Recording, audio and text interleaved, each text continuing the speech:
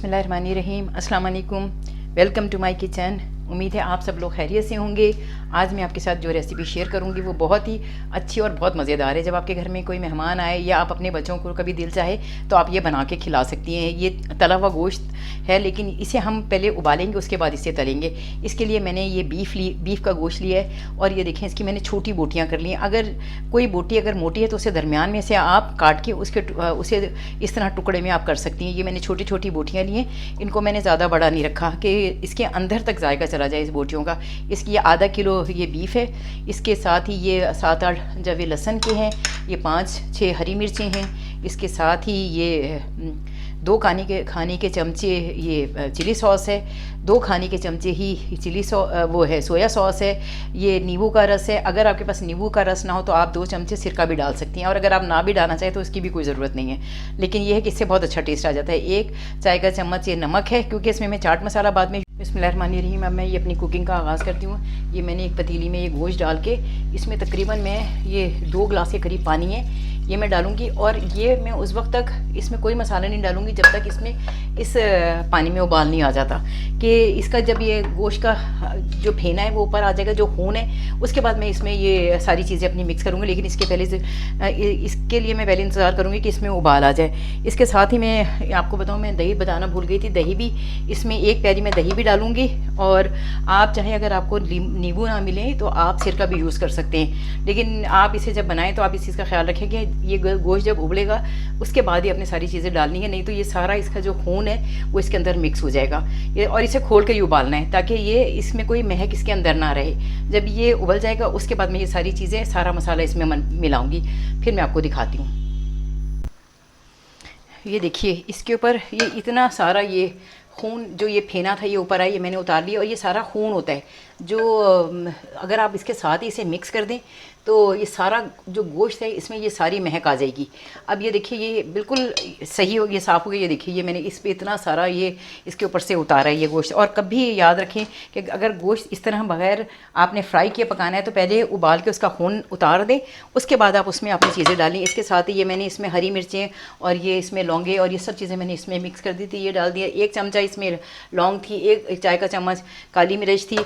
इसके साथ ही मैं इसमें ये 2 खाने के चमचे ये सोया सॉस है, और ये 2 खाने के चमचे इसमें ये चिली सॉस। इसके साथ ही ये नींबू का रस है। अगर आपको नींबू ना मिले, नींबू का रस, तो आप इसमें सिरका भी यूज़ कर सकते हैं। 1 चाय का चम्मच ये नमक है, क्योंकि इसमें चाट मसाला मैं बाद में डालूँगी इसलिए ये इसमें। और इसके साथ ही मैं इसमें ये 1 प्याली ये दही है, ये भी मैंने इसमें डाल दिया। इसका बहुत अच्छा टेस्ट आता है जब ये सारी चीज़ें इसके साथ ये जज़्ब हो जाएंगी। और जब ये सब पक जाएगा और इसके पानी को हमने इसी में खुश करना है। ये बीफ है इसलिए इसमें ज़रा पानी ज़्यादा, मैंने इसमें 3 गिलास पानी डाला है। और इसे मैं तकरीबन, क्योंकि मैं इसे कुकर में नहीं पकाना चाहती थी, मैं चाहती हूँ ये हल्की आंच पे पके ताकि सारा ये जायका जो है गोश्त के अंदर आ जाए। और ये सब चीज़ें फेंक दी जाएंगी, सिर्फ जो गोश्त है वो फ्राई के लिए यूज़ होगा। उसके लिए ये मैंने 1 प्याली ये तेल भी लिया था जो मैं दिखाना भूल गई थी। और ये अब तकरीबन मैं इसे तकरीबन आधा पौना घंटा पकाऊंगी हल्की आंच पे, ताकि इसका सारा जायका भी इसके अंदर आ जाए और ये इसका पानी भी खुश्क हो जाए। और इसका पानी बिल्कुल फेंकना नहीं है, हर हाल में इसे इसके साथ ही मिक्स करके इसे इसमें आपने खुश करना है। तकरीबन मैं आपसे पौने घंटे के बाद अब मुलाकात करती हूँ। अल्हम्दुलिल्लाह रब्बिल आलमीन। ये देखिए, ये मैंने तकरीबन पौना घंटा इसको पकाया है और ये तकरीबन ये सारा पानी इसका खुश्क हो गया। बस ये थोड़ा बहुत रह गया, इसे भी मैं खुश कर लूँगी। और इसकी बोटी अल्हम्दुलिल्लाह रब्बिल आलमीन बिल्कुल गल चुकी है, क्योंकि ये हमने इसे फ्राई करना है, इसलिए इसकी बोटी को जो है ना वो बहुत ज़्यादा गला हुआ होना चाहिए, ताकि ये बच्चों को भी और सबको आराम से हज़म हो जाए। क्योंकि ये बीफ है तो ये अगर आप वैसे ही इसे यूज़ करें, क्योंकि इसका पानी खुश करना मकसद नहीं था, इसको गलाना। और कुकर में इसलिए नहीं बनाया कि ये सारा जो मसाला मैंने डाला है उस सब का जायका इन बोटियों के अंदर आ जाए। और आप ये देखिए, ये इतने अच्छे तरीके ये सारी ये तैयार हो गया। मैं इन्हें एक एक करके डिश आउट कर लूँगी और ये जितनी चीज़ें वो सब इसमें ही रह जाएंगी। मैंने नॉन स्टिक पतीली इसलिए यूज़ नहीं की कि वो उसका सारा मेटल ख़राब हो जाता है। इसलिए जब भी आप कोई चीज़ उबालें तो उसके लिए हमेशा सिंपल मेटल, यानी ये जो मेटल है इस या स्टील के, उसमें आपने उबालना है पतीली में, क्योंकि फजूल में उबलने से ना वो नॉन स्टिक का सारा जो मेटल है वो ख़राब हो जाता है। अभी मैं इसको ये बिल्कुल भी जब पानी सारा खुश्क हो जाएगा, ये देखिए वैसे ही ये खुश्क हो गया, थोड़ा बहुत रह गया, लेकिन क्योंकि मैं इसका ज़रा भी पानी नहीं ज़ाया करूँगी, क्योंकि मैंने इसे फ्राई करना है। अगर ये खुश्क नहीं होगा, थोड़ा भी पानी होगा, तो जब मैं इसे तेल में डालूंगी तो इसकी सारी छींटें उड़ेंगी। अभी मैं इसको बिल्कुल खुश्क करके उसके बाद मैं इसे जब फ्राई करती हूँ तो फिर आपको दिखाती हूँ। ये देखिए अल्हम्दुलिल्लाह रब्बिल आलमीन, ये मेरा बीफ तैयार हो गया। इसे आप हंटर बीफ भी कह सकते हैं, क्योंकि और ये सर्दियों के मौसम में बहुत फ़ायदेमंद है, क्योंकि ये इसकी तासीर बहुत गर्म हो जाती है। इसमें ये मैंने एक प्याली ये तेल डाल लिया। इसको मैं, क्योंकि ये बिल्कुल गल गया है, इसको बस जल्दी जल्दी इसे तेज़ आंच पे फ्राई करना है दोनों तरफ से।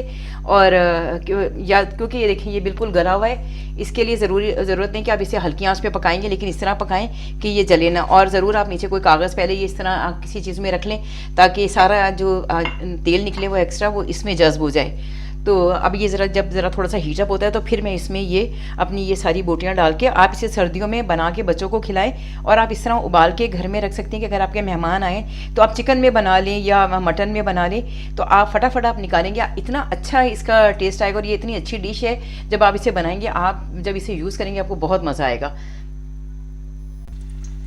ये देखिए इस घी सारा, ये मेरा, सॉरी मैं घी तो यूज़ ही नहीं करती, ये मेरा ये तेल सारा अच्छे से गर्म हो गया। इसमें मैं ये सारी बोटियां डाल दूंगी और इसे डीप फ्राई करना है कि ये ज़रा जल्दी जल्दी इसमें फ्राई हो जाएं, क्योंकि अगर आप घी कम रखेंगे तो वो सारा उसमें ये शैलो फ्राई नहीं करना, इसे डीप फ्राई करना है। ये सारी आप इसमें बोटियां एक एक करके डाल दें। और ये इतनी अच्छी गल गई है कि काफ़ी बोटियाँ जो है वो टूट गई इसमें, जब मैं निकाल रही थी तो वो इसमें से ये टूट गई। अब ये मैं इसे एक एक करके सारी फ्राई कर लूँगी। और ये इतनी टेस्टी और इतनी यमी होता है। आप इसे किसी भी चीज़ के साथ, आप चटनी के साथ, केचप के साथ, आप जो आपका दिल चाहे आप उसके साथ इसे सर्व करें। दही के साथ, दही का रायता बना लें, उसके साथ सर्व करें। आप ये देखेंगे कि आपके बच्चों को भी ये बहुत अच्छी लगेगी और आपको खुद भी बहुत पसंद आएगी। और ये सर्दियों के मौसम में आप इसे ज़रूर यूज़ करें कि ये इसकी तासीर थोड़ी गर्म होती है, क्योंकि सारा पानी जो बीफ का था वो सब इसमें जज्ब हो गया, तो इसलिए ये बहुत ज़्यादा गर्म है। इसे जो दिल के मरीज़ हैं अगर वो ना यूज़ करें तो ज़्यादा अच्छी बात है, क्योंकि एक तो बीफ ऐसी नुकसानदेह और उस पर ये और ज़्यादा नुकसानदेह इसलिए हो जाएगा कि इसमें बहुत ज़्यादा हीट है, क्योंकि सारा पानी इसके अंदर जज्ब हो गया है।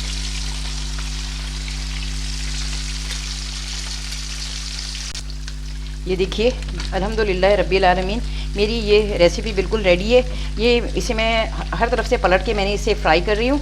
और इसको ज़रा थोड़ा सा ये केयर करने की, अगर इसमें पानी होगा तो इसमें से छींटें उड़ सकती हैं। इसको अच्छी तरह फ्राई करके मैं इसे निकाल लूँगी। अल्हम्दुलिल्लाह रब्बिल आलमीन, मेरी ये रेसिपी तैयार है। अगर आपको मेरा खाना अच्छा लगे तो मेरे चैनल को ज़रूर लाइक करें और सब्सक्राइब करें, और दिल चाहे तो बेल आइकन भी दबा दें। और अपनी दुआओं में मुझे याद रखें। ज़िंदगी रही इंशाअल्लाह ताला तो आपसे फिर किसी अगली वीडियो में मुलाकात होगी। और बस अपनी दुआओं में मुझे याद रखिएगा। ये देखिए ये मेरी बहुत अच्छी, अभी मैं निकालती हूँ तो उसके बाद भी मैं आपको ये दिखाती हूँ कि कितनी अच्छी फ्राई हो जाएगी। अल्लाह हाफिज़, फ़ी अमान अल्लाह, फ़ी अमान अल्लाह।